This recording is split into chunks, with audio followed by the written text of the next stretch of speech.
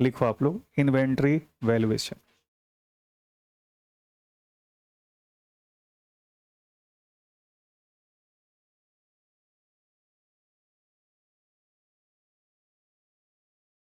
Inventory valuation.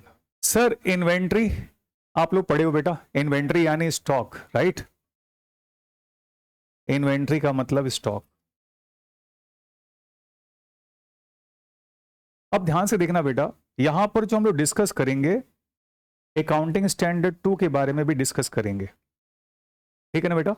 इसके बारे में डिस्कस करेंगे अकाउंटिंग स्टैंडर्ड 2। क्या आप लोग जानते हो बेटा अकाउंटिंग स्टैंडर्ड क्या होता है? क्या मैं उसको क्लियर करूं ये कि मैं मानूं कि आप जानते हो? Do you know what is accounting standard? No, clear करूं तुम लोग को? आ जाओ। अकाउंटिंग स्टैंडर्ड क्या होता है बेटा, थोड़ा सा जान लेते हैं बस। लिखो बेटा अकाउंटिंग स्टैंडर्ड।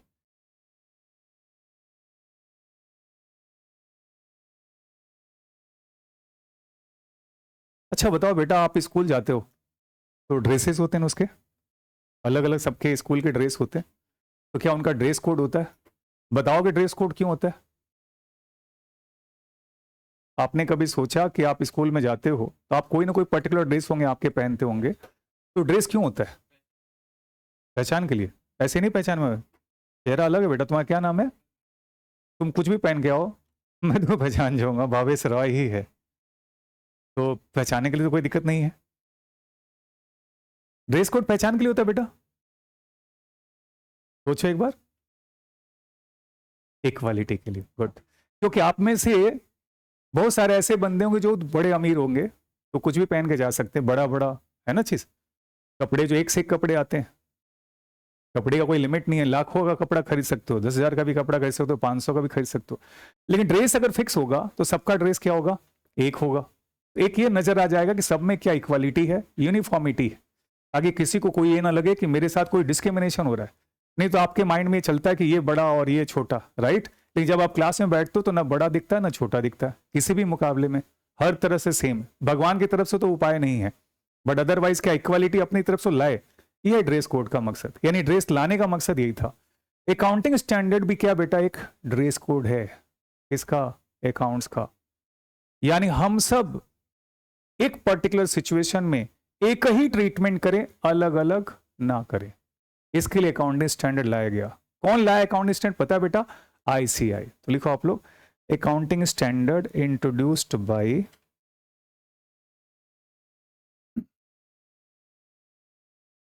आईसीआई। आईसीआई मतलब institute of chartered accountants of India. ICI के अंदर होता है बेटा अकाउंटिंग स्टैंडर्ड बोर्ड। कौन होता है बोलो बेटा, कौन होता है बोलो तो बेटा? Accounting standard board.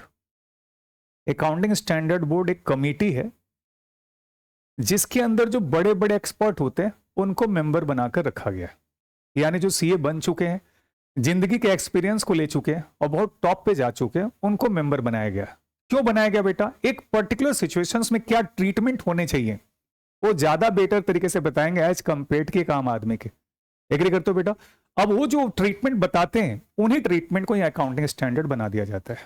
ठीक है बेटा? अब देखो अकाउंटिंग स्टैंडर्ड का मतलब क्या हो गया? एक पर्टिकुलर नॉर्म्स, एक पर्टिकुलर तरीका कि इस सिचुएशन में हम लोग को क्या करना चाहिए। मैं जो बोल रहा हूं समझ में आ रहा है? इस सिचुएशन मतलब जैसे इन्वेंट्री का वैल्यूएशन करना है तो कैसे वैल्यूएशन करना चाहिए, कौन बताएगा? Accounting standard. क्योंकि एक्सपर्ट लोगों ने उस चीज से ज्यादा गुजरा है इसलिए ज्यादा बेटर बताते हैं। अब ध्यान देना बेटा, ये एक ही साथ अकाउंटिंग स्टैंडर्ड बना नहीं है, इसके अलावा एक गाइडेंस नोट होता है बेटा। क्या होता है बोलो बेटा? Guidance note. अकाउंटिंग स्टैंडर्ड क्या हो गया? फाइनलाइज वर्जन है जिसको आपको फॉलो करना है। गाइडेंस नोट क्या बेटा? आप जब लाइफ को जी रहे हो, हर वक्त एक नया समस्या आता है, नए प्रॉब्लम्स आते हैं, तो उसके सॉल्यूशन में क्या होंगे? नए होंगे। इसका मतलब अकाउंट्स भी रुकने वाला नहीं है, अकाउंट्स हमेशा चलता रहेगा, कुछ ना कुछ उसके अंदर बदलता रहेगा। तो एक नए परिस्थिति आती है ना बेटा, तो उसके लिए जो एक्सपर्ट लोग क्या बना देते? Guidance note. क्या बनाते बोलो बेटा? Guidance note. तो उसको फॉलो करना कंपलसरी नहीं है, आपकी मर्जी हो तो फॉलो करो या मर्जी ना हो तो फॉलो मत भी करो। लेकिन ये बताओ बेटा, अगर आपसे बड़ा है, ज्यादा नॉलेजेबल है, ज्यादा समझ है, तो क्या आपको डिजायर नहीं होता कि मैं इसको फॉलो कर लूं? इसलिए आप फॉलो कर लेते हो, लेकिन आपके ऊपर थोपा नहीं गया है। अकाउंटिंग स्टैंडर्ड आपको फॉलो करना पड़ेगा। अकाउंटिंग स्टैंडर्ड क्या बेटा? मैंडेटरी है। एक्चुअल में अकाउंटिंग स्टैंडर्ड क्या हो गया, लिखो बेटा, accounting standard is a norms which is required to be followed at the time of preparation of financial statement so that there may be uniformity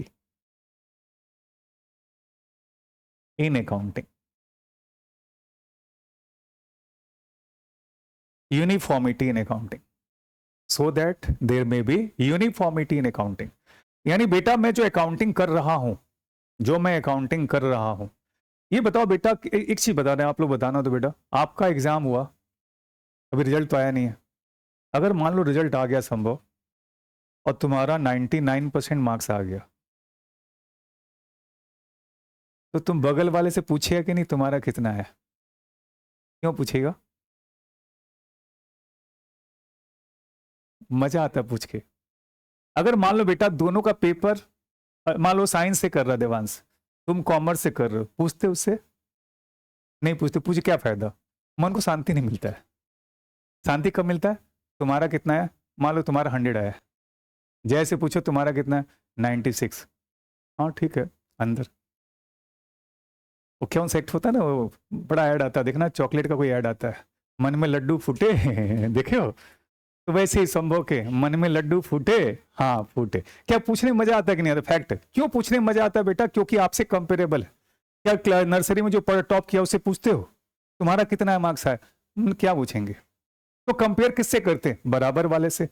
बराबर वाले से कब कंपेयर करते? जब दोनों का पेपर सेम हो। तो ये है अकाउंटिंग स्टैंडर्ड। अकाउंटिंग स्टैंडर्ड का मेन पर्पस क्या है?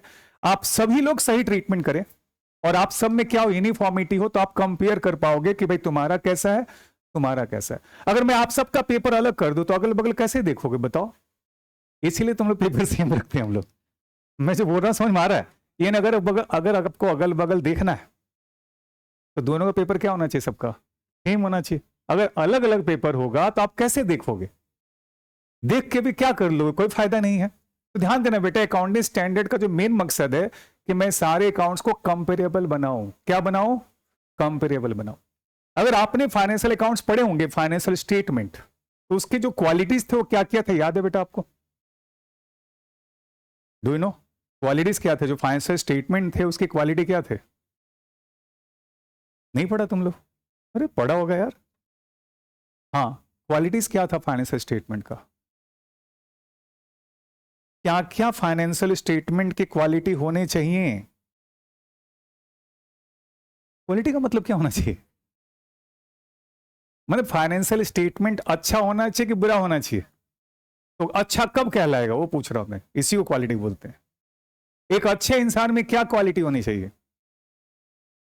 वैसे ही बैलेंस शीट की क्या क्वालिटी होनी चाहिए ये पूछा जा रहा है। नहीं पढ़ा तुम लोग? पहला पॉइंट पढ़ा होगा रेलेवेंस, पढ़ा है?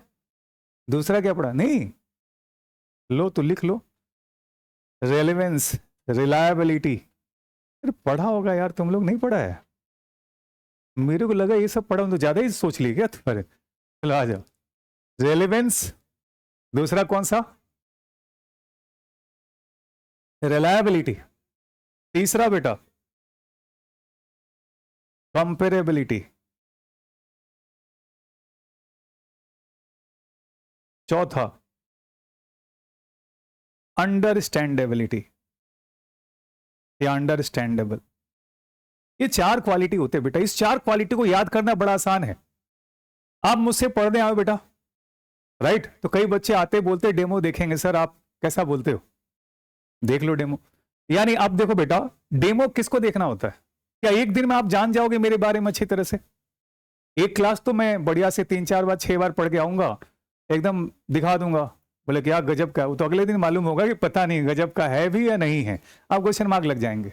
अच्छे टॉपिक पार्टनरशिप में मान लो मैं घुस गया, या कंपनी में घुस गया, वहां पता चलेगा कि पता नहीं ये सच्ची में था या भी नहीं था, तो डेमो कोई मायने नहीं। अब आते पॉइंट्स पे। ये बताओ बेटा, हर इंसान के अंदर क्या देखना चाहते हो आप? मान लो जिससे आप रिलेशन बनाओगे, या जो तुम्हारे दोस्त होंगे, या आपके पापा है, मम्मी है, उसमें आप क्या चाहते हो? आप नहीं चाहते हो कि रेलिवेंट हो आपके लिए।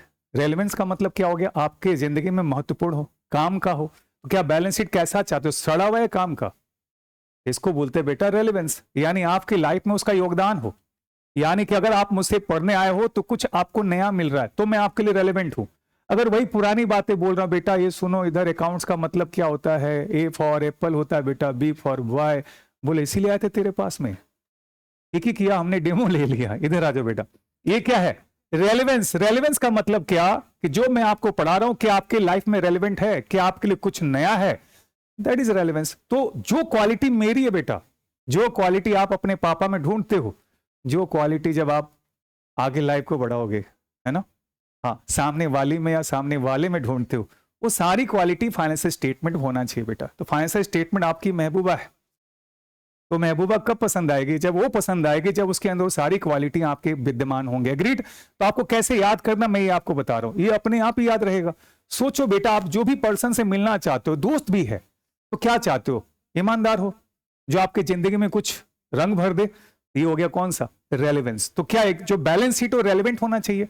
हाँ, मैं आज 24 की बात कर रहा हूं, तुम 21 की बात कर रहे हो, बकवास है। मान लो आईपीएल टीम के बारे में बात हो रहा है, तो जैसे कई बार ऐसा होता है, मेरे साथ भी ऐसा हुआ, कई दोस्तों हम लोग आपस में बात करें कोई क्रिकेट के बारे में, धोनी होने के टाइम में बातचीत हो रहा, वो बैठ कर गवास्कर के बारे में बात कर रहा है, तो समझ में आ जाता है कि रेलेवेंट है। इस वक्त कुछ समझ में नहीं आता, क्रिकेट के बारे में उसने कभी सुना नहीं या देखा नहीं है, जबरदस्ती घुस रहा अगला, तो क्या उसे घुसना चाहिए? यानी वो रेलेवेंस नहीं है। आप सोचते हो कि नहीं सोचते हो? जैसे आप क्रिकेट खेलते हो, घर में तो खेलते होगे ना तुम लोग? हाँ, नहीं खेलते हो? घर में क्रिकेट तो खेलता होगा। हाँ वही, घर में मतलब क्या रोज बाहर घूमने मिलता है या कहीं छत पे जाके खेलते हो ना? तो मैं अपना बताता हूँ कि हम लोग खेलते थे जाके छत पे। नहीं, वही तो बता रहा हूँ, सारे रास्ते बने हुए थे। सुनो इधर, तो जो हम लोग बड़े बड़े थे, हमने बताया कि 3 भाई 4 भाई हम लोग। अब सुनो बेटा, नहीं क्रिकेट खेल रहे हैं, 2 जुड़वा तो बड़े छोटे छोटे थे, अब तो बड़े हो गए, छोटे छोटे थे, वो बॉल जाके दौड़ के लाएंगे। और वो लोग जब क्रिकेट खेलने आएगा ना बैटिंग करने, तो 2 बॉल फेंक के तीसरे बॉल में बोल्ड, फिर उसके बाद हम लोग की बैटिंग शुरू हो जाती थी। मैं जो बोल रहा हूँ समझ मारा क्यों? क्योंकि उनके साथ खेलने में उतना मजा शुरू में नहीं आता था, बाद में तो लोग मेरे को रोज हराता था। तो ये जो बेटा रेलेवेंस समझ मांगे बेटा, रेलेवेंस का मतलब क्या, मेरे लिए रेलेवेंट है या नहीं है। दूसरा रिलायबिलिटी, क्या इंपॉर्टेंट है रिलायबिलिटी? एक दोस्त के अंदर ये फीचर होना चाहिए कि नहीं होना चाहिए? मान लो आज तुमसे अभी प्रज्ञा तुमसे बात कर रही है, तुम्हारे बारे में अच्छा अच्छा बात बोल रही है, और पीछे किसी दोस्त को जानती हो, ऐसा ऐसा बात, ऐसे लोग हैं कि नहीं बताओ? ऐसे ही लोग हैं। अधिकतर केस में कॉन्ट्रडिक्शन मिलेगा, आपके मुंह पे बहुत अच्छा बात करेगा, दूसरे से जाकर के कुछ और बात करता हुआ नजर आएगा। क्या फैक्ट है? तो क्या ऐसे लोग रिलायबल होते हैं? नहीं। कुछ दोस्त ऐसे होते हैं, कुछ भी बातें हो जाएंगी लेकिन दोस्त के साथ ही रहेंगे, लड़ाई होने के बाद भी साथ ही रहेंगे। वो लड़ाई भी अलग सा होता है। देखो कभी आप लोग दोस्त में, आप कौन एक पक्का दोस्त है बताओ? तुम दोनों पक्का दोस्त है? संभव, देवांश पक्का दोस्त। देखो लड़ाई कैसे होता होगा, मैं आपको बता रहा हूं, मेरा लड़ाई होता था, मैं बता रहा हूं। लड़ाई लड़ लेते हैं हम लोग, अंदर अंदर पेन होता है, बाहर से कोई बोल के तो देख ले, मतलब सारा गुस्सा निकल जाएगा और उसी दिन दोस्त हो जाएंगे हम दोनों। ये होता था, एग्री करते हो? या मान लो कॉपी मांग रहा है अगला, वो आया नहीं था, नोट चाहिए, तो हम खुद से नहीं बोलेंगे कॉपी दे दो, उसे बोले बोल देना के लिए लेगा, क्योंकि हम नहीं बोलेंगे ना। बुद्धि वही, बड़े होने के बाद भी ये बुद्धि है, ये गया नहीं है, ये सही है। यानी ये बताओ बेटा, अगर मैं आंसू के मार्फत, ये मेरा दोस्त है रोशन, सपोज अब मैं आंसू के मार्फत बात कर रहा हूं, बात तो मैं उसी से कर रहा हूं, लेकिन सामने मुंह से नहीं बात करूं, क्यों? लड़ाई हुआ है। तो लड़ाई होता तो उसमें बाहर पेन नहीं होता, अंदर पेन होता है, और अंदर के पेन को हम दिखाना नहीं चाहते, इसलिए हम नहीं बोल रहे हैं। लेकिन दोस्त तो अंदर से हमेशा ही है, ऐसा कोई पेन नहीं दिया कि मेरे को हमेशा के लिए धोखा दे दिया। क्लियर है बेटा, समझ में आ रहा? तो क्या रिलायबिलिटी इंपॉर्टेंट है? तो जो बैलेंस शीट होना चाहिए, क्या रिलायबल होना चाहिए? यानी आपको बेटा 25 लाख रुपए इन्वेस्टमेंट का सोचियो मेरे फॉर्म के अंदर में, तो क्या आपका जो बैलेंस शीट बना है वो रिलायबल होना चाहिए कि नहीं होना चाहिए? अगर रिलायबल नहीं होगा तो आप इन्वेस्टमेंट कैसे करोगे? तो इसका मतलब क्या होना चाहिए बोलो बेटा? रिलायबिलिटी। कंपेरेबिलिटी, यानी अगर कोई अकाउंट्स आपका बना है तो कोई पर्टिकुलर कैटेगरी का कंसर्न होगा, जैसे मेरा एजुकेशन कैटेगरी में बिलोंग करता है, एशियन पेंट्स पेंट सेक्टर में बिलोंग करता है, राइट। नेस्ले इंडिया कंजप्शन में बिलोंग करता है। तो उस तरह की जो जितनी भी कंपनी हो, क्या उससे अकाउंट्स को मिलाया जा सकता है? यस। उससे मिलाने के बाद अगर लगता है कि आपकी प्रॉफिटेबिलिटी अच्छी है, तो क्या आपको इन्वेस्ट करना चाहिए कि नहीं करना चाहिए? करना चाहिए। That is what comparability. जब भी आप किसी को देखते हो तो क्या आप कंपेयर नहीं करते? अपने आप को भी देखते हो आईने में, ऋतिक रोशन से कम नहीं लगता हूं ठीक है ना बेटा? ऐसे ऐसे कंपेयर, देखो अंदर अंदर तो बातें चलती हो ना, सामने तो नहीं बोल सकते, अंदर अंदर चलता है कि नहीं चलता है? या कहीं ना कहीं आप किसी को आइडल बना रखे हो जो आपको बहुत अच्छा लगता हो, तो उसको आप बनाते हो। ये हो गया कौन सा बोले बेटा? कंपेरेबिलिटी। इसका मतलब बैलेंस शीट जब भी आप देख रहे हो बेटा, वो कैसी होनी चाहिए? कंपेरेबल होना चाहिए, अपने पीयर से कंपेयर होना चाहिए। जैसे आपका कंपेयर क्यों हो रहा है? क्योंकि आप दोनों एक दूसरे क्या हो, सेम क्लास में पढ़ रहे हो, सेम चीजें कर रहे हो, इसीलिए तो कंपेयर कर रहे हो। अगर फील्ड आपका अलग होता तो कंपेयर क्यों करते? That is what comparability. आपने बैलेंस शीट बना दिया, मैंने बहुत अच्छा पढ़ाया, 3 घंटे खूब बोला, कुछ समझ में नहीं आया, क्या इंग्लिश बोलता है यार, लेकिन सच्ची में समझ में। ऐसा हम लोग के साथ होता था पहले, ऐसा होता था। क्लास के अंदर गए और हम लोग को बड़ा इंप्रेशन था कि मैंने इंग्लिश बोलेंगे ना तो कुछ कमाल हो जाएगा। आज भी बहुत लोग ऐसे ही मानना, इंग्लिश क्या लगता है खाली इंग्लिश से कमाल होगा या समझ में आने से कमाल होगा? ये जो अंग्रेजों ने जो सिस्टम बनाया ना बेटा, हम लोग को गरीब बनाने के लिए बनाया, क्योंकि हम लोग की जो समझ शुरू होती है, हिंदी शुरू होती है, अंग्रेजी से नहीं होती है। और बाद में हम लोग इंग्लिश में पढ़ते भी नहीं बेटा, तो ट्रांसलेट कर रहे होते, देखते बेटा फटाफट ट्रांसलेट करते हैं। तो बेटा अगर आपकी समझ अच्छी होगी ना तो माइंड बड़ा शार्पली चलता है। तो यहां पर पॉइंट्स आते हैं कौन सा बेटा? अंडरस्टैंडेबल। क्या बैलेंस शीट कैसा होना चाहिए? जो आसानी समझ में आ जाए या उसको समझ में ना आए? पहले के लोगों को यह धारणा था कि जितना मैं ऐसा कुछ लफ्ज बोलूंगा जो उसको माथे से ऊपर से निकल जाए ना, सामने बंदा बोले क्या बोला यार, मेरे को तो समझ में नहीं आया, और उसी पे खुश है बंदा कि मेरे को समझ में नहीं, इसका तो कुछ एक्स्ट्रा ऑर्डिनरी है इसके अंदर में। आज के जमाने में बच्चे ऐसा सोचते हैं, बोला ना यार कितना भी अच्छा है, अगर ये ऊपर से निकल जाता तो फिर कोई फायदा नहीं है। इसका अपने इंफॉर्मेशन कैसा होना चाहिए? अंडरस्टैंडेबल। 4 क्वालिटी फटाफट बोलो। आप जब भी इस क्वालिटी को याद करना, आपको फाइनेंशियल स्टेटमेंट क्वालिटी को, आप अपने पापा में क्वालिटी देख लो। क्या आपके पापा रेलिवेंट है? उनसे ज्यादा रेलिवेंट कौन सकता? उनकी वजह से तो मैं हूं यहां पर। रिलायबिलिटी, उनसे ज्यादा ट्रस्ट किस पे करो? भगवान तो शायद दिखते नहीं है सामने, तो बस वही पापा दिखते हैं और कोई नहीं दिखता। तीसरा कौन सा? कंपेरेबिलिटी। कोई कंपैरिजन ही नहीं यार मेरे पापा से, राइट? कंपेरेबिलिटी। तीसरा कौन सा? उनसे ज्यादा अंडरस्टैंडेबल तो मैंने जिंदगी में देखा नहीं। That is what understandable. ये 4 क्वालिटियां है। ये किसकी क्वालिटी है? फाइनेंशियल स्टेटमेंट की। क्लियर बेटा? आ जाओ बेटा नेक्स्ट।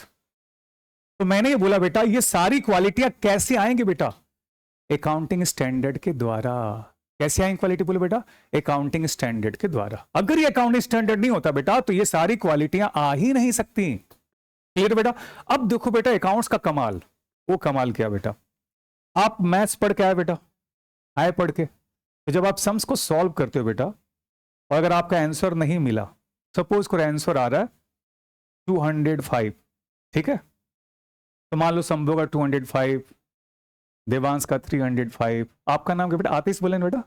आतिश, हाँ, आतिश का सपोज करो 405।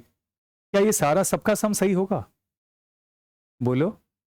सबके आंसर अलग अलग आएंगे, तो इसका मतलब सबका गुड़ गोबर हो चुका है, पता नहीं किसका करेक्ट है। बाद में पता किसी करेक्ट नहीं है, आंसर तो 100 आया है।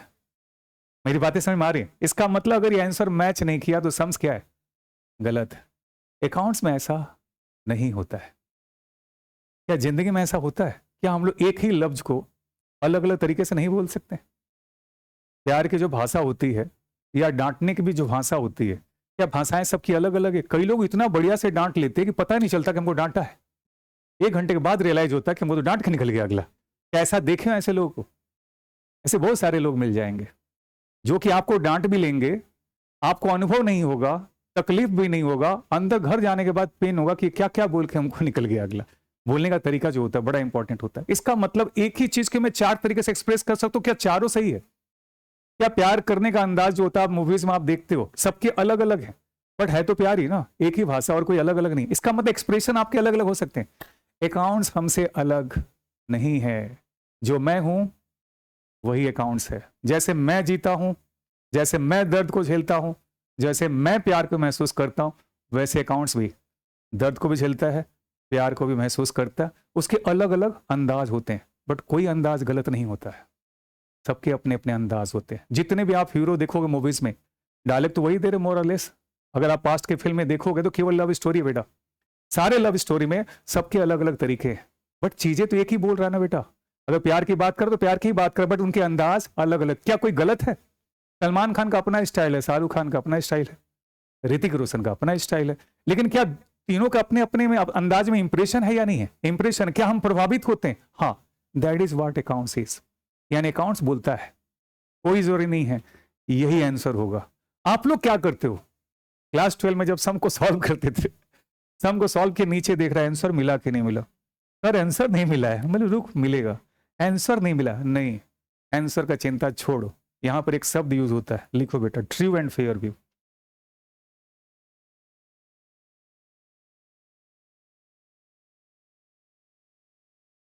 True and fair view. Sir true and fair view क्या होता है? ट्रू एंड फेयर व्यू का मतलब कि मैं एक सम्स को सॉल्व कर रहा हूं और सेम सम को आतिश से भी सॉल्व कर, आतिश ना बेटा, आतिश सॉल्व कर रहा है, और वही सम्स को क्या बोले बेटा, वो फिर से बोले, भावेश, अपना भावेश सॉल्व कर रहा है। उसी सम्स को दिव्या और आनंदी भी सॉल्व कर रही है। सबके रिजल्ट अलग अलग हैं, सबके सही है। सर क्यों सही है? अकाउंटिंग स्टैंडर्ड के अंदर, अकाउंटिंग स्टैंडर्ड के अंदर बेटा एक ही चीज के लिए अलग अलग बातें लिखी हुई हैं। जैसे अकाउंटिंग स्टैंडर्ड आप 2 पढ़ोगे, जो मैं आज का टॉपिक है मेरा पढ़ाने का, इन्वेंटरी वैल्यूएशन का। इन लोगों ने बोला कि आप वेटेड एवरेज मेथड को फॉलो कर सकते हो, आप चाहो तो फीफो मेथड को फॉलो कर सकते हो, आप चाहो तो स्टैंडर्ड कॉस्ट मेथड को फॉलो कर सकते हो, आप चाहो तो रिटेल प्राइस इन्वेंटरी मेथड को फॉलो कर सकते हो। चारों मेथड फॉलो कर सकते हो। मैंने फॉलो किया फीफो, देवांश ने फॉलो किया वेटेड एवरेज, और अपना संभव ने फॉलो किया स्टैंडर्ड प्राइस मेथड, आतिश ने फॉलो किया कौन सा बचा, रिटेल प्राइस इन्वेंटरी मेथड। तो ये चारों मेथड हम लोगों ने फॉलो किए। रिजल्ट क्या होंगे? चारों के क्या होंगे? अलग अलग रिजल्ट, लेकिन फिर भी सही है। क्यों? क्योंकि अकाउंटिंग स्टैंडर्ड इसको अलाउ करता है। इसको बोलते हैं बेटा ट्रू एंड फेयर व्यू। तो ट्रू एंड फेयर व्यू का मतलब क्या हुआ? अगर मैंने अपने दायरे में रह करके, यानी अकाउंटिंग स्टैंडर्ड के दायरे में रह करके अगर मैं कोई रिजल्ट को निकालता हूं, अगर वो रिजल्ट अलग भी हो गए तो कोई दिक्कत नहीं है, क्योंकि I am following the accounting standard. It means ये कोई जरूरी नहीं कि किसी भी क्वेश्चन का रिजल्ट एक ही होगा, अनेक हो सकते हैं, बट फिर भी हम सही हो सकते हैं अगर मैंने अकाउंटिंग स्टैंडर्ड के बताए गए रास्ते को फॉलो करके मैंने वो कैलकुलेशन किया है। इसको बोलते हैं बेटा अकाउंटिंग स्टैंडर्ड। मेरी बातें क्लियर हो गई? तो ट्रू एंड फेयर व्यू क्या हो गया, बोलो बेटा? ट्रू एंड फेयर व्यू का मतलब कि अकाउंट्स के अंदर हमारे और आपके सबके आंसर अलग अलग होंगे, फिर भी वो करेक्ट होंगे, क्योंकि मैंने उसी नॉर्म्स को फॉलो किया है जो अकाउंटिंग स्टैंडर्ड में दिया हुआ है। तो बोलो बेटा मैथ्स में कैसा आंसर आएगा? एक ही आएगा। अकाउंट्स में अनेक आएंगे, फिर भी वो सही हो सकते, प्रोवाइडेड कि मैंने क्या किया, अकाउंटिंग स्टैंडर्ड को फॉलो किया। ठीक है, क्लियर हो गया? आगे बढ़ जाऊं मैं क्या? चलो अब मैं आता हूं बेटा इन्वेंट्री क्या होता है। इसके अंदर मैंने बोला था कि अभी भी अकाउंटिंग स्टैंडर्ड 2 की बातें करूंगा। क्या मैं मान लूं कि अकाउंटिंग स्टैंडर्ड क्या होता है? आपको समझ में आ गया? आगे बहुत सारे डिटेल में देता रहूंगा। क्या समझ में आ गया अकाउंटिंग स्टैंडर्ड? आ जाओ। अकाउंटिंग स्टैंडर्ड 2 क्या बोलता है? Inventory means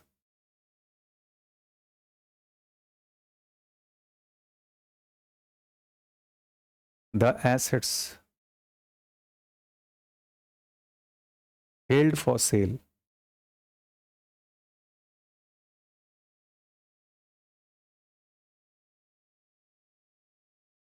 in ordinary course of business। ठीक है बेटा, बोलो जल्दी से क्या होता है? Inventory means the assets held for sale in ordinary course of business. Inventory means क्या बोलो बेटा? Held for sale in ordinary course of business, यानी कि मैंने स्टॉक खरीद लिया। देखो बेटा ये पेपर ही मान लो मेरे स्टॉक है, अलग अलग पेपर है, ये पेपर मेरे स्टॉक्स हैं। ठीक है बेटा, ये सारे मेरे स्टॉक्स हैं। क्या चीज खरीदूं? बोलो बेटा ये पेपर, मान लो कोई सामान का नाम बताओ आप लोग, क्या रखूं इसका नाम मैं पेपर का? बताओ। ये पेपर है मेरे, ये सारे सामान है बेटा। ये क्या है बोलो बेटा? सामान है जो मेरे बन चुके हैं, जिसको मैंने सेल के लिए रखे हैं। अब बेटा एसेट्स क्या होता है पता है बेटा? आपका नाम क्या? नवीन के आगे क्या नाम बेटा आपका? बताओ। हाँ शुभम। हाँ बेटा शुभम, ये बताओ कि इन्वेंट्री एसेट्स का मतलब क्या होता है? एसेट किसको बोलोगे? What is the meaning of assets? Asset क्यों बोलोगे? ये देखो सामान रखे हुए मेरे पास, ठीक है, एसेट्स क्या होता है बेटा बताओगे? ये तो हिंदी बता रहे हो बेटा, पूंजी नहीं संपत्ति बोलते बेटा। हाँ, कैपिटल मतलब पूंजी होता है, ठीक है। आप नवीन बोलोगे एसेट्स क्या होता है बेटा बताओ? हाँ, ऐसी चीज जो आपको फ्यूचर इकोनॉमिक बेनिफिट दे उसको एसेट्स बोलते हैं। वहां लिख लो बगल में फिर, assets here means which provides future economic benefit. Assets here means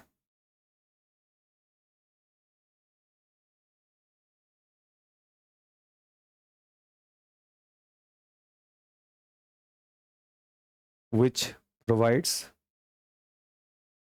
future economic benefit।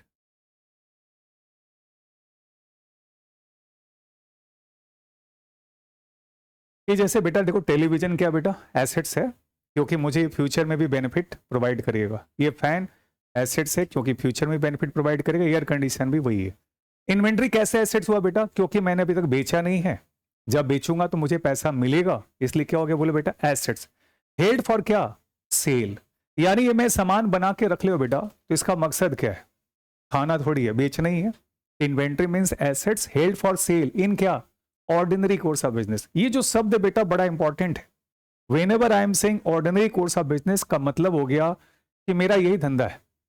जैसे मान लो कपड़े खरीद के बेचता हूं, क्या करता हूं बोलो बेटा? कपड़े खरीद के बेचता हूं। अगर कपड़ा बचा हुआ है इसको बोलेंगे मैं in ordinary course of business. अगर मेरे पास एसी पड़ा हुआ है तो ये स्टॉक नहीं कहलाएगा क्योंकि दुकान किसका है? कपड़े का है, तो एयर कंडीशन का स्टॉक नहीं होगा। तो ध्यान देना, ये शब्द पे ध्यान रखना, in ordinary course of business. क्योंकि एयर कंडीशन को हम इन ऑर्डिनरी कोर्स बेचेंगे नहीं, जरूरत होगा तब बेचेंगे और नया एसी क्या करेंगे? तुरंत खरीदेंगे भी। क्लियर है? तो इन्वेंट्री मींस जल्दी बोलो बेटा क्या? Assets held for sale in ordinary course of business. इसके अंदर वेराइटीज कौन कौन से बेटा? पहला लिखो फिनिश गुड्स।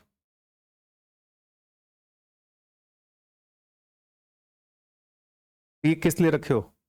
सेल के लिए रखे हो। फिनिश गुड्स को क्या करो बेटा? सेल के लिए रखो। दूसरा वर्क इन प्रोग्रेस।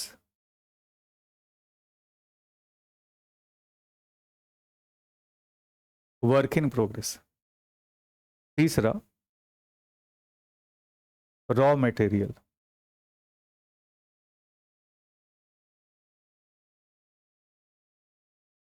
तो बताओ बेटा inventory means assets held for sale in ordinary course of business. मैंने इसके 3 पार्ट लिए, कौन कौन से? Finish goods, work in progress और रॉ मटेरियल। चलो मैं एक एग्जांपल ले लेता हूं, ऐसा एग्जांपल लेता हूं जो आपके लिए कंफर्ट जोन में आए। बताओ क्या चीज आप लोग बनाना जानते हो? मैं उसी का ही बनवाऊंगा आपसे। खाना ना बनाने जानते हो? सब्जी खाना ना बनाने जानते हो? क्या बनाने आता है प्रज्ञा बोलो? हाँ, आलू की सब्जी। चलो आ जाओ, आलू की सब्जी बनाते हैं हम लोग।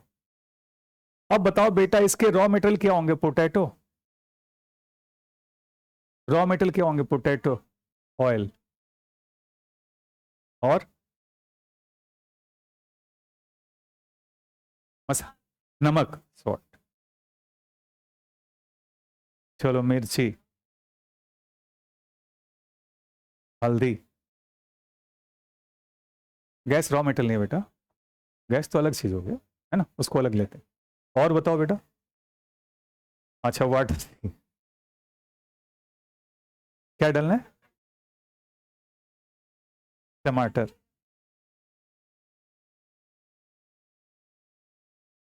हो गया ना? आलू पनीर कहलाएगा फिर, ये आलू की सब्जी। इधर आ जाओ, एक मिनट बेटा, एक मिनट। ये जो जमाना है बेटा, एक मिनट एक मिनट, ये जो जमाना है बिजनेस का है, अगर मान लो कि प्रज्ञा के पास कोई ऐसा आइडिया आ गया कि आलू का सब्जी एकदम टेस्टी है, ये हेल्थ के लिए बहुत अच्छा है, इसने कुछ ऐसे मसाला डाले हैं जो शरीर को एकदम फिट कर देगा, बॉडी आपकी सलमान खान की तरह हो जाएगी। तो सोचने में क्या है? यार इसमें कुछ ऐसी चीज भी डाले, ऐसे कोई इंपॉर्टेंट तत्व डाले जिसमें विटामिन B12, विटामिन डी, सारी कमियों को पूरा कर दे। कौन? ये सिर्फ छोटा सा पोटैटो का सब्जी। क्या बेटा आप उसके सब्जी को खाओगे कि नहीं खाओगे? तो निकाल के घूमोगे? सलमान खान की तरह नहीं जाना चाहते हो? चलो आ जाओ, अब वो तुम्हारा एक्सेप्शन हो गया। अच्छा टेस्ट भी है, मैंने क्या बोला शब्द में? मैंने बोला उसमें टेस्ट भी है, उसमें सलमान खान की बॉडी भी है, हाँ बोलो बेटा।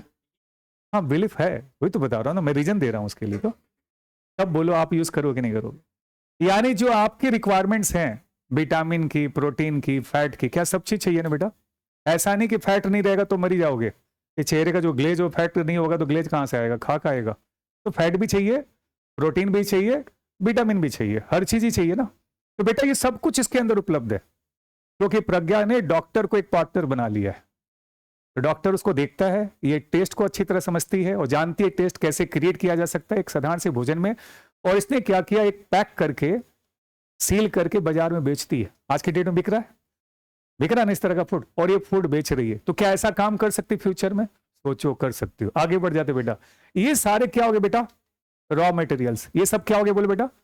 अगर ये सारे सामान बच गए तो हम कहां दिखाएंगे, रॉ मटेरियल में। वर्क इन प्रोग्रेस क्या होता है, इसने सब्जी बनाना शुरू किया, पहले कढ़ाई को गर्म किया होगा, राइट, फिर तेल डाला होगा, उसके अंदर फिर मसाला एंड देन सब्जी डाला होगा।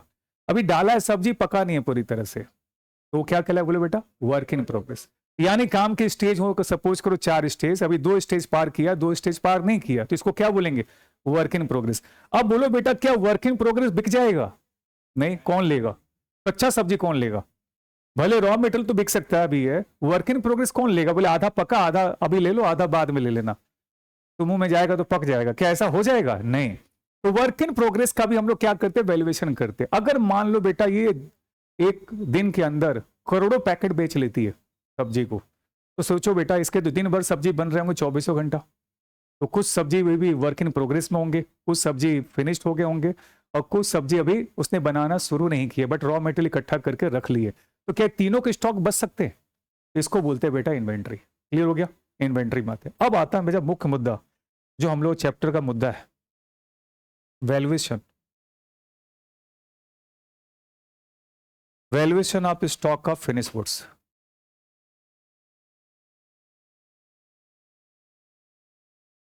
Valuation of stock of finish goods.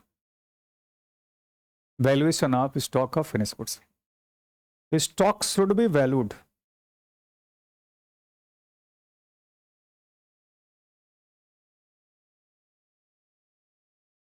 either at cost or at net realizable value, whichever is lower.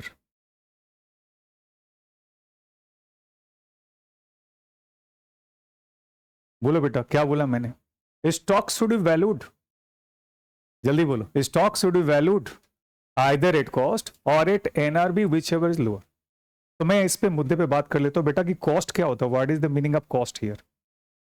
Cost का मतलब क्या हो बेटा, आपने कोई सामान खरीदने गए, सपोज करो उस गुड्स को मैन्युफैक्चर नहीं करते, सीधा खरीद के लाते, भाई परचेज लगेगा, परचेज के एक्सपेंस लगेंगे बेटा, जल्दी बताओ, परचेज के एक्सपेंस लगेंगे। और क्या लग सकते हैं बताओ जल्दी से, कॉस्ट में और क्या आ सकते हैं बताओ। चलो कैरेज का भी खर्चा लग सकता है, और कुछ लग सकते हैं बेटा बताओ जल्दी से, ड्यूटीज लग सकते हैं जो रिफंडेबल ना हो। नहीं वो अलग चीज है बेटा, एडवर्टीजमेंट तो बेटा इनडायरेक्ट एक्सपेंस है ना, वो आऊंगा अब उस पर नहीं। एक क्लियर हो गया बेटा, अगर आप कोई सामान खरीदे रॉ मटेरियल, तो ये परचेज का मतलब बेटा यहाँ मैं रॉ मटेरियल ही खरीद लेता हूँ एक बार, ठीक है, क्या खरीद लेता हूँ बोलो बेटा, रॉ मटेरियल।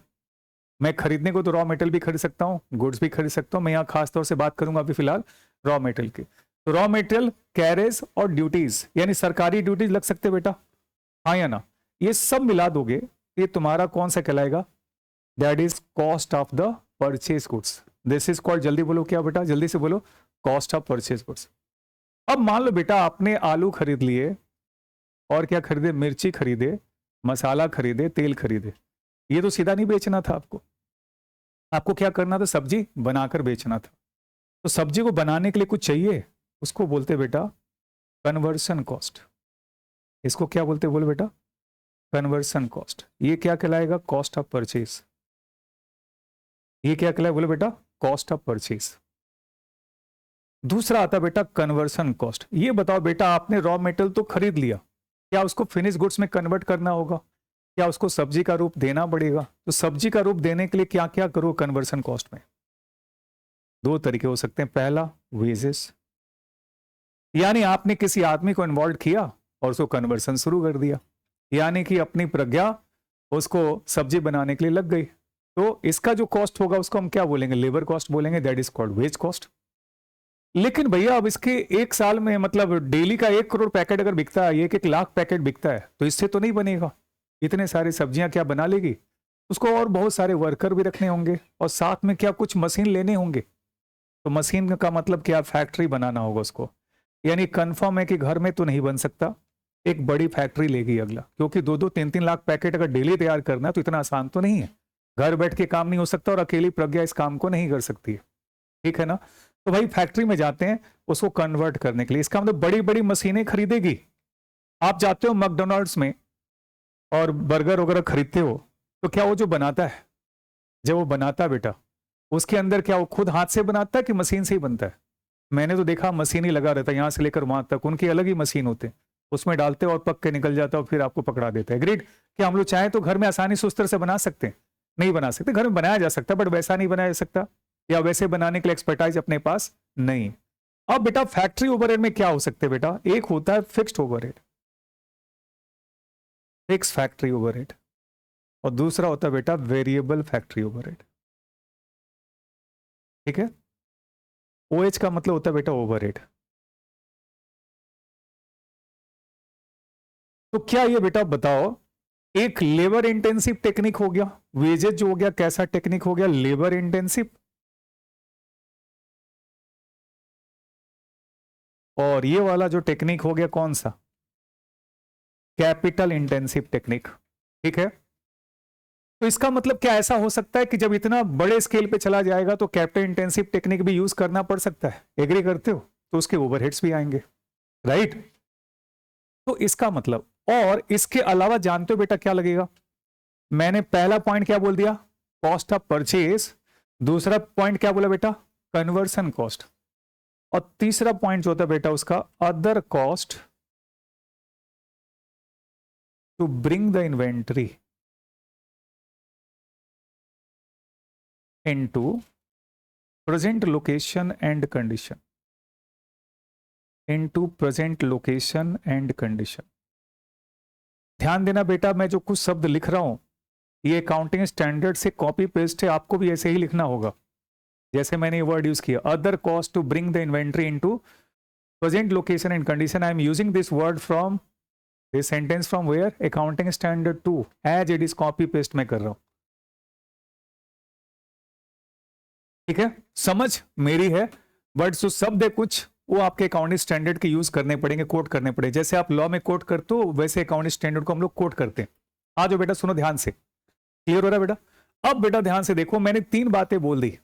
यानी कि अगर मैं बोलूं कि कॉस्ट इक्वल टू क्या होता है, कॉस्ट ऑफ इन्वेंट्री क्या होता है, तो आप बोलोगे कॉस्ट ऑफ परचेज प्लस क्या बोलोगे? बोलो बेटा, कॉस्ट ऑफ कन्वर्शन। एंड तीसरा पॉइंट क्या बोलोगे? Other cost. क्या? To bring the inventory into present location and condition. यानी इन्वेंट्री को प्रेजेंट लोकेशन कंडीशन में लाने के लिए जो खर्च हो गया, इन सबको अगर आप जोड़ दोगे ना बेटा, तो इसको हम लोग क्या बोलते हैं? जल्दी बोलो, कॉस्ट ऑफ इन्वेंट्रीज। क्या बोले? बोले बेटा, कॉस्ट ऑफ इन्वेंट्रीज। अब थोड़ी डिटेल में जाते हैं। मैंने कॉस्ट ऑफ परचेज क्लियर कर दिया, उसमें कोई खास नहीं था। आते बेटा हम लोग किसमें? कॉस्ट ऑफ कन्वर्जन में। आओ, कॉस्ट ऑफ कन्वर्सन। इसके अंदर मैंने 2 पॉइंट बोले, एक बोला वेजेस, दूसरा बोला मैंने फैक्ट्री ओवरहेड। फैक्ट्री ओवरहेड के अंदर 2 पार्ट पढ़े हम लोग, एक फिक्स पढ़े, दूसरा कौन सा पढ़े? बोलो बेटा, वेरिएबल। अब ये बताओ बेटा, ये जो वेजेस है ये क्या फिक्स होगा कि वेरिएबल होगा? वेजेस फिक्स्ड होगा संभव या वेरिएबल? वेरिएबल होगा। गुड। वेजेस वेरिएबल होगा। हम जितना ज्यादा प्रोड्यूस करेंगे उतना ज्यादा वर्कर लगाना पड़ेगा, जितना ज्यादा वर्कर लगाएंगे उतना कॉस्ट बढ़ता जाएगा। इसका मतलब वेजेस किस पे डिपेंड करता है? Number of units of output पे। लिखो नोट में, the cost which depends upon the cost which depends upon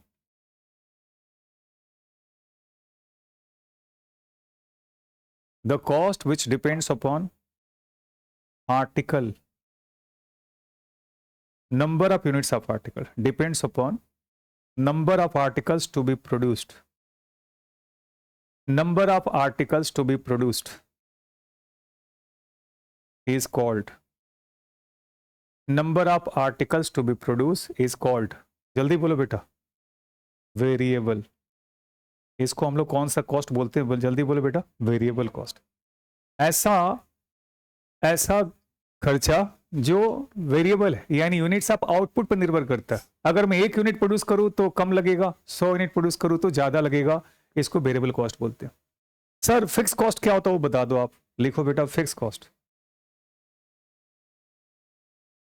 fix cost, fix cost means the cost, fixed cost means the cost which depends upon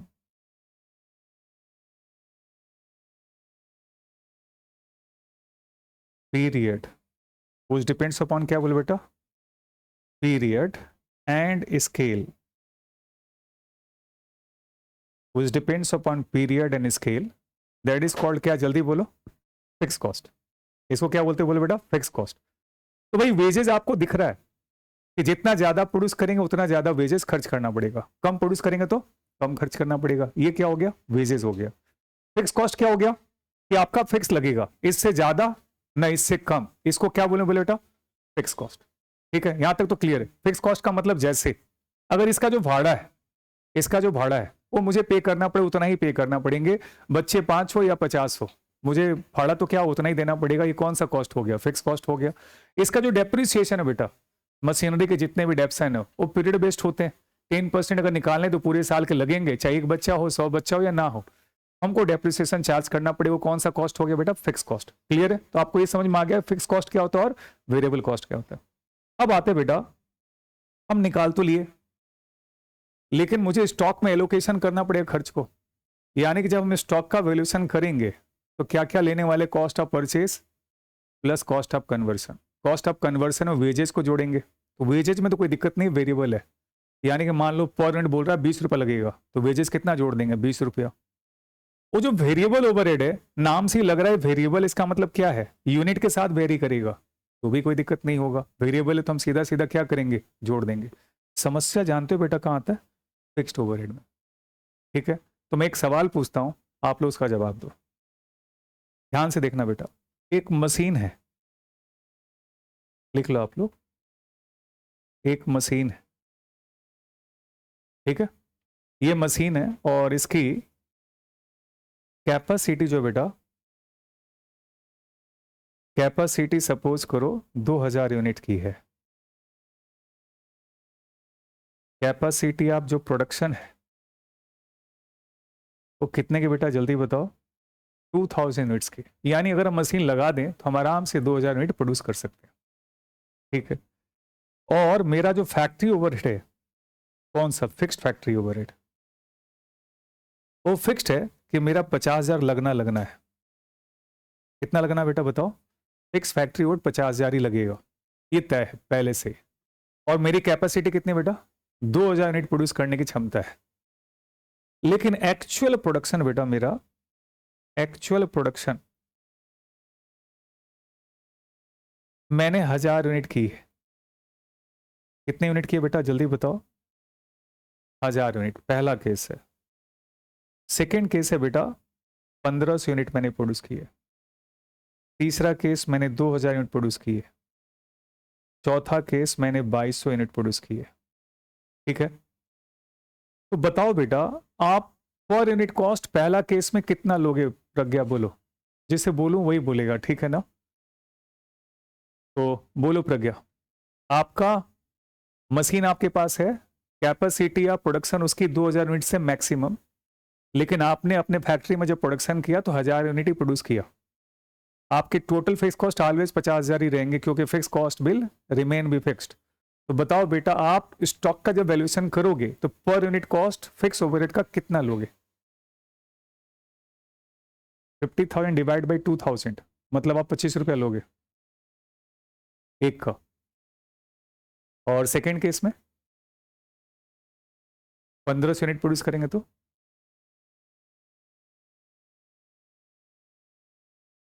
नहीं, per unit cost कितना लोगे?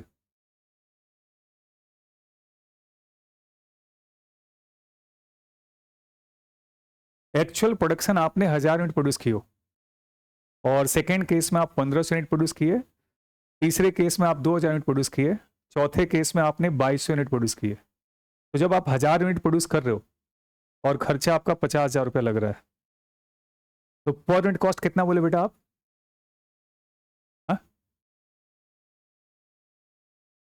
50,000 divide by 1000, 1000। आप लोग बोलो क्यों, पहले आप 2000 बोली फिर क्यों 1000 बोल दी?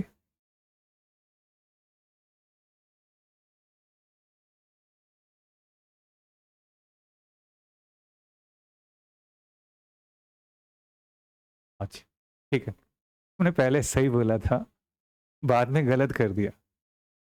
जब आपने सही बोला तो मैं सिर्फ इसलिए रिपीट किया कि तुम बोल गई या इसके रीजन को जान रही हो। क्योंकि बेटा अगर आप मान लो कई बार सच बोल जाते हो, सही बोल जाते हो, बट अगर उस इन्फॉर्मेशन का कोई बेस नहीं है तो फिर वो काम का नहीं होता, फ्यूचर में फिर उसको नहीं बोल पाओगे। एग्री करते हो बेटा? आपने जो पहले बोला था आपने सही बोला था, अभी जो आप बोल रहे हो बेटा वो गलत बोल रहे हो। और अधिकतर केस में आप बच्चे जितने भी नए नए होते हैं ना बेटा यही बोलते हैं जो आपने अभी बोला। जो पहले बोला वो समझदार बच्चा बोलता है जो उस चीज़ को समझा हुआ है। इसका मतलब मैंने नहीं बोला आप समझदार नहीं, आप बहुत समझदार हो, लेकिन आपने उस एंगल से देखा ही नहीं। मैं आपको उस एंगल को दिखाऊंगा। कई बार होता है ना बेटा कि आप सही बोल जाते हो लेकिन उसके पास आपके पास बेसिक रीजन नहीं होते। तो जब भी कोई सामान, कोई भी चीज़, कोई नॉलेज उसके ग्राउंड बेस्ड नहीं होते ना बेटा तो टिकता नहीं है। तो मैं उसको कॉन्सेप्ट दूंगा अभी आपको। आपने जो बोला ना बेटा कि 50,000 अगर आपने फैक्ट्री ओवरहेड खर्च किए तो आप बोले 1000 यूनिट होगा तो 1000 का डिवाइड करेंगे, 1500 होगा तो 1500 यूनिट का डिवाइड करेंगे, 2000 तो 2000 करेंगे, और अगर 2200 तो 2200 डिवाइड करेंगे। एक आम बच्चा जो नहीं पढ़ा है तो ऐसा ही जवाब देगा और ये नॉर्मल है, जेन्युइन भी है। अब हम लोग के थॉट प्रोसेस कैसे चलते हैं उस पर हम लोग बातें कर लेते हैं। ठीक है, आज मैं एग्जाम्पल देता हूं, मैं आपसे ही निकाल लेता हूं कि मैं क्या बोलने वाला हूं। ये देखो बेटा प्रज्ञा है, ये आरुषि है, ठीक है, और अपना भावेश नाम है ना बेटा, भावेश। चलो ये देखो भावेश,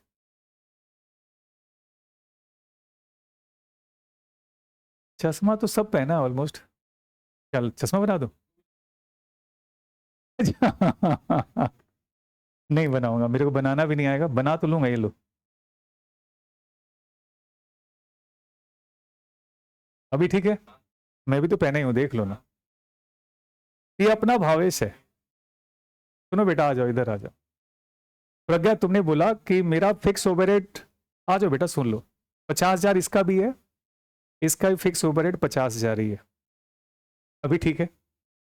अच्छा बेटा इस मशीन की जो कैपेसिटी वो कितनी है बेटा? 2000 यूनिट है, ठीक है।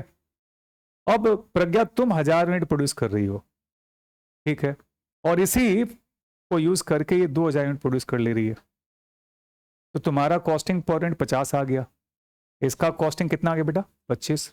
सुन रहे बेटा, यानी कि जब आप फिनिश गुड्स का कॉस्ट निकालोगे तो उसमें परचेज का कॉस्ट भी जोड़ोगे, वेजेज भी जोड़ोगे, साथ में ये फैक्ट्री ओवरहेड भी जोड़ोगे। तो तुम्हारा फैक्ट्री ओवरहेड कितना जुड़ेगा? 50।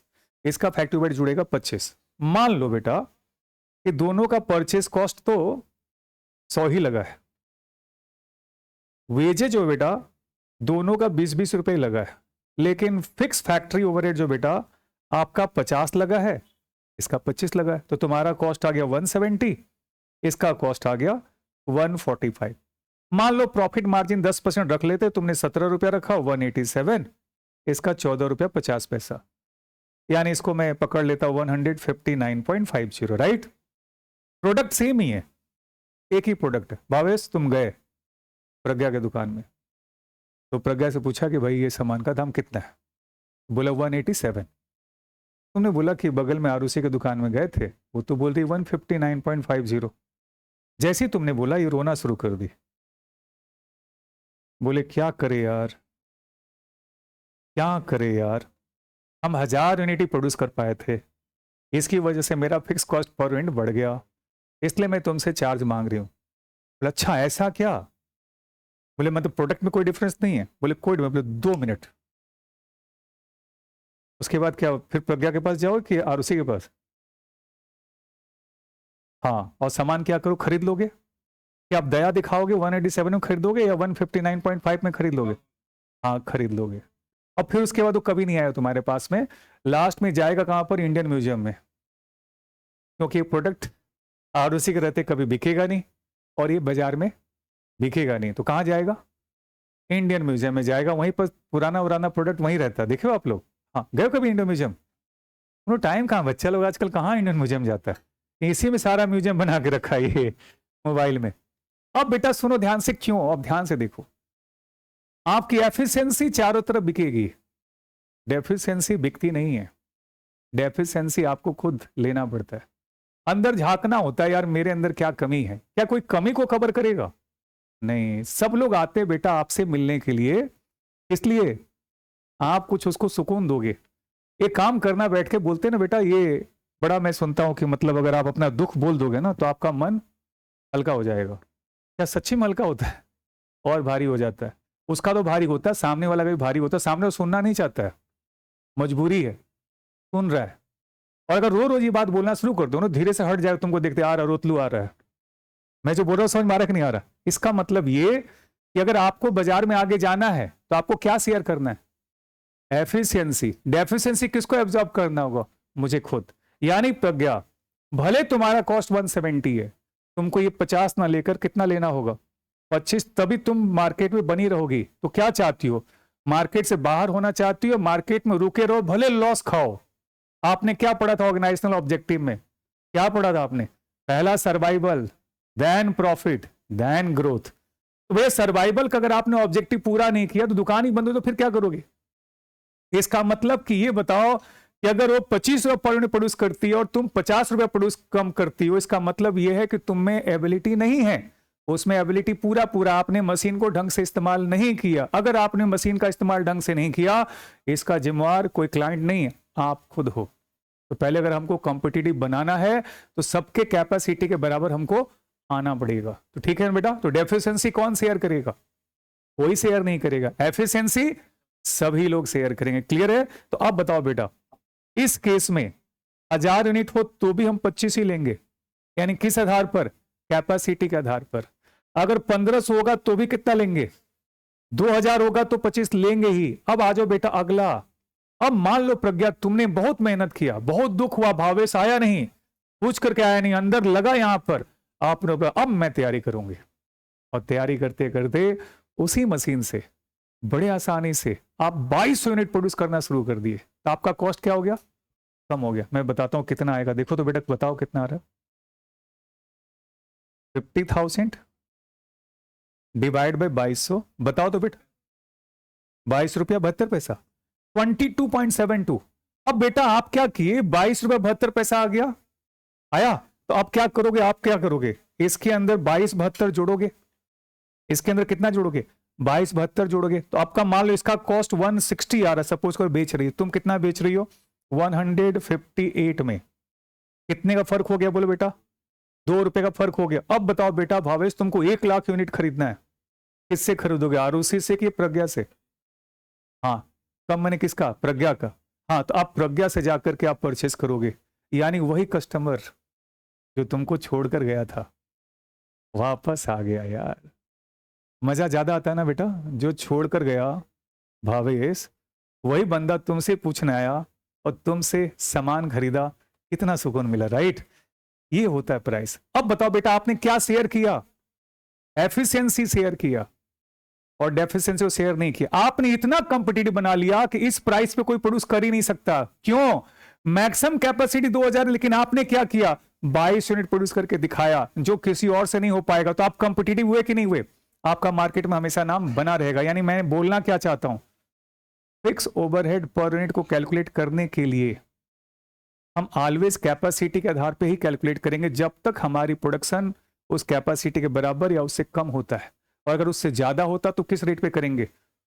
ज्यादा रेट पे। यानी किसको शेयर करना है? एफिशिएंसी को। किसको शेयर नहीं करना है? अच्छा बताओ बेटा, एग्जाम होता है सीए इंटर फाइनल बच्चों का, फाउंडेशन का, तो जो पास होते हैं सब बताते हैं फोन करके? कोई फेल होता बताता कि हाँ सर हम फेल हो गए, क्या बोलते सर, अब आगे क्या करें? कोई पूछता है? नहीं पूछता। यानी क्या रियलिटी देखो, कोई डेफिशिएंसी शेयर करता है? क्या शेयर करता है? एफिशिएंसी। आपका नाम क्या बेटा? आयुष। अब अपना आयुष मान लो टॉप कर गया सीए फाउंडेशन में, सबको फोन करिएगा टॉप कर गए। मान लो कोई मिस्टर एक्स से फेल हो गया है, तो क्या आपको फोन करेगा कि हम फेल हो गए हैं, आगे बताओ क्या करना है? करेगा? बाद में करेगा, पहले तो अपने आप से उभरेगा, फिर जाके बात करेगा। हालांकि वो भी बुरी चीज नहीं है, बट हम लोग के अंदर तो ये प्रॉब्लम है। किसका दिखावा करते हैं? डेफिशिएंसी का, एफिशिएंसी का? एफिशिएंसी का। मान लो गिटार बजाना सीख रहा अपना, क्या बोलते, गिटार क्या बोलते इसको? गिटार ही बोलते ना? ये जो पोज गिटार का ही है ना? हाँ। तो संभव बेटा गिटार सीख रहा, अभी सीख रहा है, इसको खुद को सीख नहीं आता है और परफॉर्म करना शुरू कर दिया, कोई देखेगा? बोले प्लीज देखो ना प्लीज, और बताओ कैसा लगा। तो कैसे फेसबुक पर लाइक कैसे करते हो? क्या बजा रहा है, नहीं बजा रहा, उसका चेहरा देखा नहीं देखा, लाइक क्यों लाइक मारे? अगला दिन मेरा लाइक मारेगा अगला, राइट? ये पर्पस ही नहीं होता कि अच्छा लग रहा है कि बुरा लग रहा है, क्या ये सही है? तो वैसे ही आप लोग लाइक मार दोगे इसके ऊपर। लेकिन अगर जिस दिन सीख जाए और अब दिखाए, तो आप क्या बोले? एक बार फिर से बजाओ ना, वंस मोर प्लीज, ऐसा होता है, वंस मोर वंस मोर, ये शुरू हो जाएगा। यानी क्या शेयर करना है? एफिशिएंसी को। क्या शेयर नहीं करना है? डेफिशिएंसी को। अब नोट लिखो, fix overhead cost.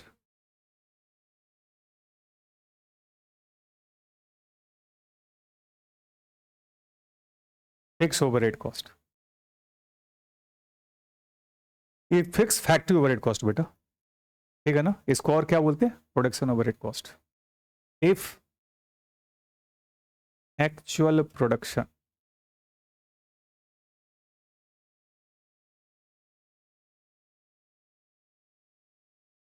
is less than equal to, if actual production is less than equal to क्या? Capacity of output.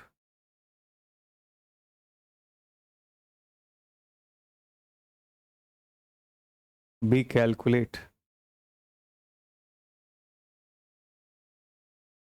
Be calculate factory overhead cost, fix factory over, ठीक है ना बेटा? Cost per unit on the basis of, on the basis of fixed factory overhead cost per unit on the basis of क्या? capacity of production, on the basis of capacity of production, ठीक है बेटा? on the basis of क्या? capacity of production. Number 2, if actual production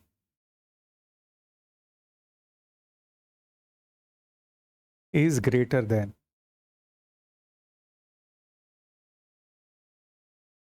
if actual production is greater than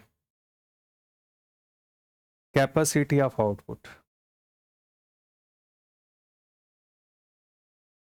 capacity of output, अगर actual production capacity of output से ज्यादा है, then fix factory overhead cost per unit calculated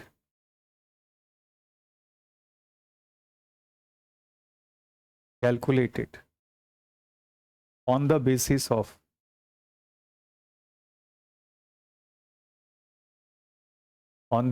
बोलो बेटा क्या? Actual production, on the basis of actual production. किसके आधार पर निकालेंगे? एक्चुअल प्रोडक्शन के आधार पर। अब मैं एक बार नया एग्जांपल देता हूं, आप लोग बताना कि क्या लूं, ठीक है?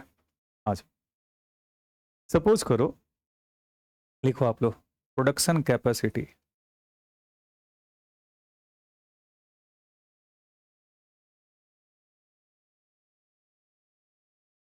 6,000 यूनिट्स, ठीक है। प्रोडक्शन ओवरहेड, कौन सा प्रोडक्शन ओवरहेड बेटा? Fixed. Fix production overhead is equal to ₹60,000। Case number 1 लिखना बेटा। Actual production 5,000 units. Case number 2, actual production 4,000 units. Case number 3, actual production 6,000 units. Case number 4, actual production 7,000 units. तो बताओ बेटा, case number 1 में क्या rate लोगे आप लोग? केस नंबर 1 में आप लोग क्या रेट कंसीडर करोगे? मेरी जो प्रोडक्शन कैपेसिटी बेटा 6,000 यूनिट्स है और मेरा टोटल प्रोडक्शन कॉस्ट कितना बेटा? फिक्स प्रोडक्शन कॉस्ट 60,000 है। तो अगर मैं 5,000 यूनिट प्रोड्यूस करूं तो पर यूनिट कॉस्ट क्या लूंगा? 60,000 बेटा टोटल कॉस्ट है ना बेटा? 60,000 क्या बेटा बोलो? Total cost. और मेरी कैपेसिटी कितनी बेटा? 6,000। यानी क्या रेट लूंगा? 10 रुपया। मैंने ये बोला था ना कि अगर मेरा एक्चुअल प्रोडक्शन जितना मेरा कैपेसिटी है या तो उसके बराबर हो या उससे कम हो, तो उन सारे केस में हम किसके आधार पर निकालेंगे? प्रोडक्शन कैपेसिटी के आधार पर। क्लियर होना? कॉन्सेप्ट आ रहा है बेटा? यस। अब अगला सवाल है बेटा, वो समझना है। अब बेटा ध्यान से देखो, आपने तो एक्चुअल प्रोडक्शन कितना किया? 5,000। तो अगर हम इसका वैल्यूएशन करें, मैं सॉल्व करता हूं एक बार। Case number 1, production per unit equal to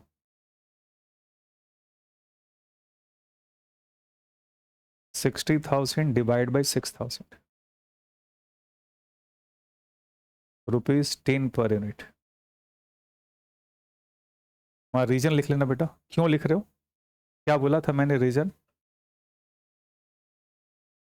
क्यों बताओ? क्योंकि हमारा एक्चुअल प्रोडक्शन, हाँ, इफ एक्चुअल प्रोडक्शन, इसको मैं शॉर्ट फॉर्म लिखा देता हूं, actual production is less than equal to capacity of production. अगर actual production less than equal to capacity of production हो, इट क्लियर समझ में आ रहा है ना बेटा? लेस देन, ठीक है। अगर एक्चुअल प्रोडक्शन मेरे कैपेसिटी ऑफ प्रोडक्शन से कम है या कैपेसिटी के बराबर है, तो हम किस आधार पर निकालेंगे बोलो? Be calculate on the basis of capacity of production, on the basis of capacity of production. मैंने वैसे ही निकाला। अब बेटा बताओ, 5,000 यूनिट्स के लिए मैं 10 रुपए के हिसाब से कितना लूंगा? बताओ तो बेटा जल्दी से। 50,000। अब आरुषि मेरा खर्चा कितना है? 60,000। खर्चा कितना बेटा मशीन के लिए? 60,000। लेकिन मैंने एब्जॉर्ब कितना किया? 50,000। तो 10,000 तो बच गए ना बेटा। वो मेरा क्या हो गया? Loss.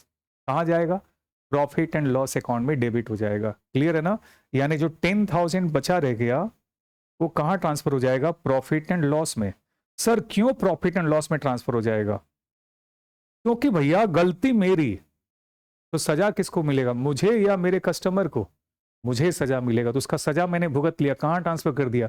Profit and loss account में। कॉन्सेप्ट आ रहा बेटा? यानी अगर मैं गलती करूंगा खुद तो उसका सजा मैं खुद पाऊंगा, मेरे कंज्यूमर नहीं पाएंगे।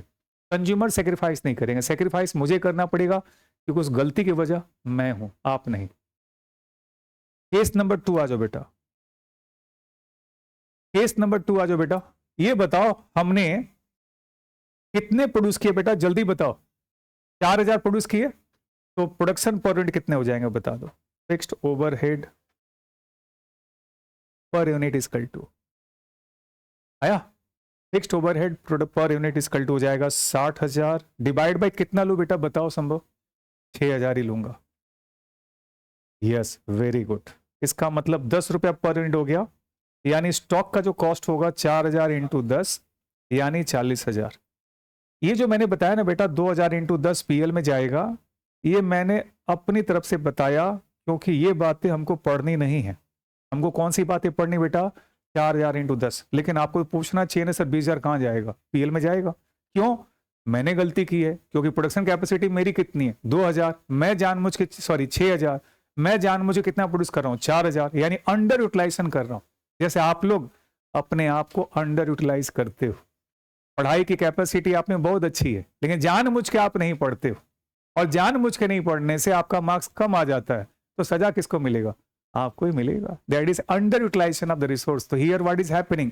Under utilization of resource. इसका सजा कोई दूसरा भुगतने के लिए तैयार नहीं। नेक्स्ट आ जाओ। क्या क्लियर हो गया बेटा? केस नंबर 3 बताओ क्या है? केस नंबर 3 में कितना प्रोड्यूस किया? 6000। तो यहां पर तो हम लोग ठीक है। Fixed factory overhead per unit equal to 60,000 divide by 6000, यानी मैं कितना लूंगा? 10 रुपये पर यूनिट। तो अब मैं 6000 इंटू 10, यानी जो चाहिए था मैंने उसको पूरा कर दिया। यानी आपको जितना पढ़ना चाहिए आप अभी से पढ़ना शुरू कर दिए हो, तो फिर आपको कोई पनिशमेंट नहीं मिलेगा और एग्जाम के टाइम में आप अच्छा परफॉर्मेंस दोगे ही दोगे, कोई डाउट है ही नहीं। क्लियर बेटा? Next case number 4, fixed factory overhead per unit is equal to. बेटा मेरा खर्चा तो 60,000 ही है लेकिन इसे प्रोडक्शन कितना किया मैंने? 7,000। ये बताओ बेटा कुछ तो अच्छा टेक्निक लगाया होगा उसने, कुछ तो बढ़िया टेक्निक लगाया होगा। एग्री करते हो बेटा? क्या टेक्निक की कद्र होनी चाहिए कि नहीं होनी चाहिए? आप सब में देखो बेटा कोई तो होगा आपके क्लास में जो ब्रिलियंट कहलाता होगा। जैसे अपना संभव बोल रहा था कि आर्यन ब्रिलियंट उसके क्लास में, तो आर्यन ब्रिलियंट का ऐसे ही हो गया, कुछ काबिलियत है उसके अंदर, है काबिलियत, राइट? वैसे सम्स को सॉल्व कर लेता है जो शायद सब लोगों से सॉल्व नहीं होता है, या ऐसे सम्स को सॉल्व कर लेता है जो आपको सॉल्व करने में 1 घंटे लगते हैं वो बंदा 20 मिनट में सॉल्व कर लेता है। इसीलिए तो तेज है, इसलिए लोग उसके पीछे पीछे भाग रहे, कुछ तो कैलिबर है। तो बेटा ये सुनो ध्यान से, मैंने बोला कि जो 7,000 प्रोड्यूस किया शायद उसकी अपनी कैलिबर है। तो अपनी कैलिबर की क्या बाजार में इज्जत है या नहीं है? इज्जत कैसे मिलेगा? क्योंकि आपको कम दाम में सामान दे रहा है, वही सामान आपको कम पैसे में दे रहा है, तो क्या उसकी एफिशिएंसी है या नहीं है? ध्यान से देखो, एयरटेल, वोडाफोन, जियो, हम सब लोग ने, मेरे हिसाब से आप सबके घर में सभी लोग जियो का सिम रखे होंगे, भले एयरटेल रखे हो या नहीं रखे हो। जैसे मेरे पास जो सिम है जिसमें आप फोन करते हो वोडाफोन है, बट जियो का मैं 2-2, 3-3 सिम रखा हूं, साथ में जियो मेरे हिसाब सबने रखा। क्यों आप जियो क्यों रखते हो? क्यों नहीं वोडाफोन एयरटेल ही रखते हो, जियो छोड़ देते हो? आप सभी जियो रखते हो, क्यों? क्योंकि उससे ज्यादा एफिशिएंट वर्क देता है कम पैसे में। आज भी एयरटेल और वोडाफोन के मुकाबले वो कम पैसा लेता, कौन? जियो। और एफिशिएंसी भी आपको बहुत कुछ देता है जिस हिसाब से रिसोर्स को देता है। रिसोर्स कौन से? जियो में जैसे भी आईपीएल देख रहे हो, मैच फ्री में आप देख रहे हो, बिग बॉस भी अगर उसने दिखाया तो फ्री में दिखाया, सावन म्यूजिक एंड सो ऑन, क्या क्या नहीं सुविधा आपको प्रदान करता है। तो क्यों आप रखे उसको? क्योंकि आपको वैल्यू देता है, पैसे का वैल्यू देता है। तो आदमी किसको पसंद करता है? जो पैसे का वैल्यू देता है। आपने मुझे पैसा पेड किया, अगर मैं वैल्यू दूंगा स्वाभाविक बात है मैं आपको अच्छा लगूंगा, अगर मैं आपको वैल्यू नहीं दूंगा तो फिर आपको मैं अच्छा नहीं लगूंगा। क्या ये क्लियर है बेटा? क्या इसमें कुछ अलग चीजें हैं? कोई कहानी, कोई कुछ नहीं है। आज ये बेटा ये क्या समझ में आ गया बेटा? तो बताओ 60,000 डिवाइड बाय 7,000 करो, बताओ कितना आ रहा है? कितना? 8.57। अब बताओ बेटा आपको अगर सामान खरीदना होगा तो किससे खरीदो? केस नंबर 4 वाले से या केस 1, 2, 3 वाले से? केस नंबर 4 वाले से। 1, 2 वाला बैठ के खाली रोता रहेगा, लॉस भी खाएगा और रोता रहेगा, और केस नंबर 4 कमा के निकल जाएगा, क्योंकि लोगों के मुकाबले कम दाम में प्रोड्यूस कर पा रहा है। इसकी मतलब उसकी एफिशिएंसी, उसका जिगरा है, उसका ताकत है, इसलिए वो काम करके आ रहा है। आपको अट्रैक्ट तुरंत करेगा, कम पैसे में उससे बेटर सामान आपको प्रोवाइड कर रहा है। क्या ऐसे ही लोग आपको चाहिए या नहीं चाहिए? क्लियर हो गया? नहीं, पढ़ाई में ऐसा नहीं चलेगा ना बेटा, खाली मार्क्स तो आ जाए नॉलेज ना हो चलेगा? क्या चाहिए आपको? मार्क्स भी चाहिए और नॉलेज भी चाहिए। चलो आ जाओ। क्या ये समझ में आ गया बेटा? तो मैंने क्या क्या बता दिया आपको? पहला, परचेस कॉस्ट, जल्दी बोलो बेटा क्या होता है? Cost of purchase. Cost of purchase में क्या परचेस बोला था मैंने? उसके कैरेज लगे और ड्यूटीज लगे, जोड़ दिए। जो रिफंडेबल ड्यूटीज वो कंसीडर नहीं करेंगे। रिफंडेबल समझते बेटा? यानी ड्यूटी पेड की फिर वापस मिल गया, वहां लिख देना duty does not include refundable duty, वहां लिख देना duties does not include refundable duties. Duties does not include refundable duties. सुनो बेटा ध्यान से, जितने भी नोट्स लिखने वो मेरे कॉपी में लिखने। कई बच्चों को मेरा कॉपी अभी मिला नहीं है, कल या परसों आ जाएगा मेरे पास। प्रिंट में है, मैंने बोला भी है। तो जल्द ही प्रिंट आ जाएगा और आप लोग को मिल जाएगा। तो आप लोग सिर्फ नोट्स कहाँ लिखोगे, मेरे कॉपी में, होमवर्क आप अपने अपने कॉपी में करोगे। मैं रीजन बताऊंगा क्यों लिखने के लिए, मैं अपना प्रचार के लिए नहीं, फैक्ट जरूरी है इसलिए मैं आपको बताऊंगा। ये क्लियर हो गया बेटा? अच्छा बेटा नेक्स्ट, कॉस्ट ऑफ परचेज के बाद क्या लिया, cost of conversion. Cost of conversion का मतलब क्या होता है, जहां पर हम रॉ मटेरियल को फिनिश गुड्स में कन्वर्ट कर लेते। क्या क्या था बेटा, वेजेस था, दूसरा क्या था, फैक्ट्री ओवरहेड्स। फैक्ट्री ओवरहेड में दो पार्ट, कौन कौन से, वेरिएबल और फिक्स्ड। वेरिएबल में कोई दिक्कत नहीं था, फिक्स में दिक्कत था। तो आपने क्या देखा बेटा, जहां पर आपकी एक्चुअल प्रोडक्शन, जहां पर आपकी एक्चुअल प्रोडक्शन जितनी कैपेसिटी है उसके बराबर या उससे कम है तो हम कैपेसिटी के आधार पर लेंगे, और उससे ज्यादा होगा तो हम उसका प्रचार करेंगे कि भैया देखो ये 2000 यूनिट प्रोड्यूस करता है, मैं 2500 यूनिट प्रोड्यूस करता हूं, राइट। तो आप किसके पास जाओगे, जो कम दाम में सप्लाई करेगा, हाई से हाई क्वालिटी, जो जियो के साथ अभी हो रहा है। क्योंकि जियो की टेक्नोलॉजी अलग है और एयरटेल वोडाफोन की टेक्नोलॉजी अलग है, चाहे भी तो उस प्राइस पर नहीं सप्लाई कर सकता क्योंकि उसका कॉस्ट ज्यादा आता है। कौन सी टेक्नोलॉजी है मेरे को नहीं ठीक से पता है, बट ये मैं जानता हूं कि जियो और एयरटेल की टेक्नोलॉजी बेटा अलग अलग है। जियो जिस कॉस्ट पे सप्लाई कर पा रहा है क्योंकि वो नए टेक्नोलॉजी का इस्तेमाल करता है, इसलिए उसका कॉस्ट कम आ रहा है, इसलिए कम दाम में आपको सप्लाई कर रहा है। एयरटेल और वोडाफोन जिस टेक्नोलॉजी को इस्तेमाल करता है उस केस में उतना कॉस्ट आ ही नहीं सकता, तो उसको ज्यादा प्राइस चार्ज करना ही पड़ता है, तो उससे कंपिटिटिव कभी नहीं हो पाएगा। ठीक है, क्लियर हो गया। इसके बाद लास्ट पार्ट मैंने बोला था other cost. Other cost to bring the inventory, ये लिखा था मैंने, into present location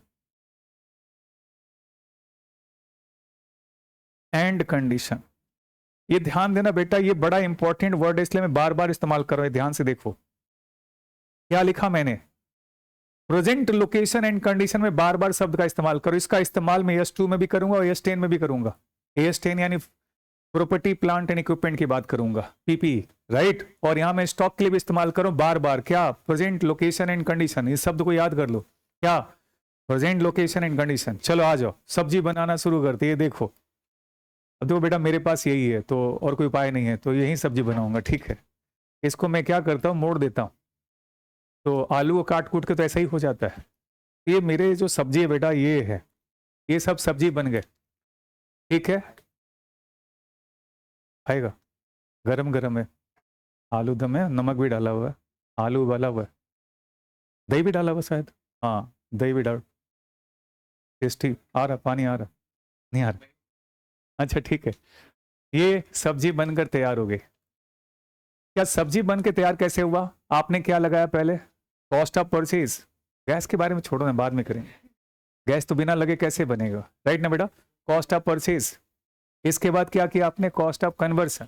cost of factory में गए तो लगेगा ही, लगेगा ही, तो कॉस्ट ऑफ कन्वर्सन लगा बेटा, कॉस्ट ऑफ कन्वर्सन लग के तैयार हो गया, यानी कि गर्मा गर्म सब्जी तैयार। सोचो, इमेजिन करो कि सब्जी बन गई है, भरा हुआ उसमें, है ना, हाँ रस भी है, क्या बोलते, रस बोलते, क्या बोलते, जूस जो होता है उसके अंदर, क्या बोलते उसको, झोल, झोल, हाँ।